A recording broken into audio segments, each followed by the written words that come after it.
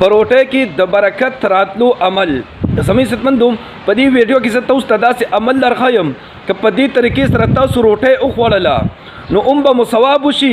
او به پروټه کې ډیر زیات برکت راشي لږ خوراک به ان شاء الله د ډیرو کسانو لپاره کافي شي نو سمې ستمندو عملونه انتهایی آسان دي سنت طریقه دا چې څنګه نبی کریم صلی الله علیه وسلم روټه خوړله او د هغې په خوراک کې به ډیر زیات برکت راتلو دا که عمل درته زه درښایم ټیک شوه نو راځو د روټۍ صحیح طریقې طرف ته چې سنت طریقه د روټۍ څه ده او په کومې طریقې سره به روټۍ کې برکت راځي نو زما عزتمندو ټولو نه اولنۍ خبره دا ده چې کله روټۍ تیاره شي څوک ته ډوډۍ وایي نو روټۍ یا ډوډۍ چې کله تیاره شي نو تاسو ښه طریقې سره لاسونه ووینځئ که چېرې لاسونه پاک هم وي که نه لاسونه صفا هم وي نو بیا هم لاسونه ووینځئ ټیک شو یو عمل شو دویم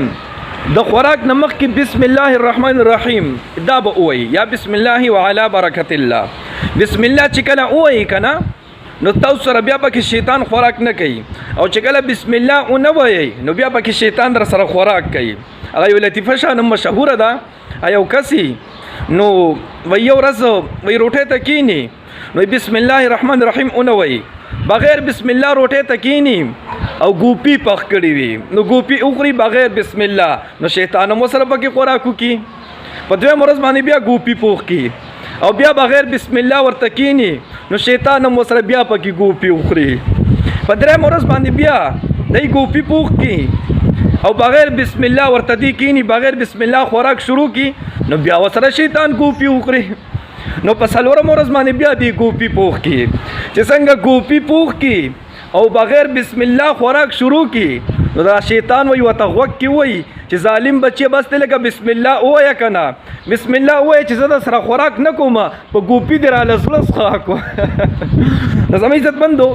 بسم الله الرحمن الرحیم چې کوم خوراک کې انسان وایي که نه کله روټۍ ته کیني نو بیا ورسره شیطان پکې خوراک نه کوي او چې کله بغیر بسم الله خوراک شروع کړي نو بیا ورسره پکې شیطان هم خوراک کوي نو دویمه طریقه ده چې کله تاسو خوراک ته کینئ روټۍ ته کینئ نو بسم الله الرحمن الرحیم یا داسې او یا بسم الله وعلى برکت الله یا بسم الله وبرکت الله دا دعا به وایي ټیک شوه دوه شو دریم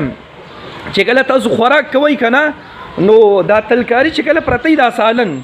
په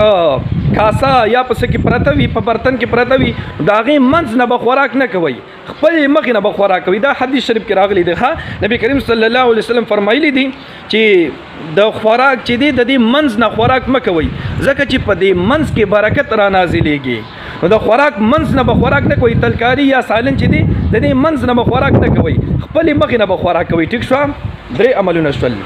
څلورم عمل چې کم خوراک کې لاسونه زیات وي یعنی په یو ځای پکې د ټول کور والا شامل وي دوه کسان شاملي درې کسان شاملي څلور کسان شاملي بهتره دا ده چې د ټول کور والا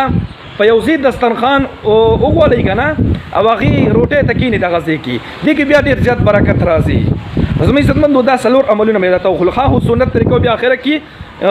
چې څنګه خوراک وکوئ نو الحمدلله الذي اطعمنا وسقانا وجعلنا من المسلمين دا دعا ویل دي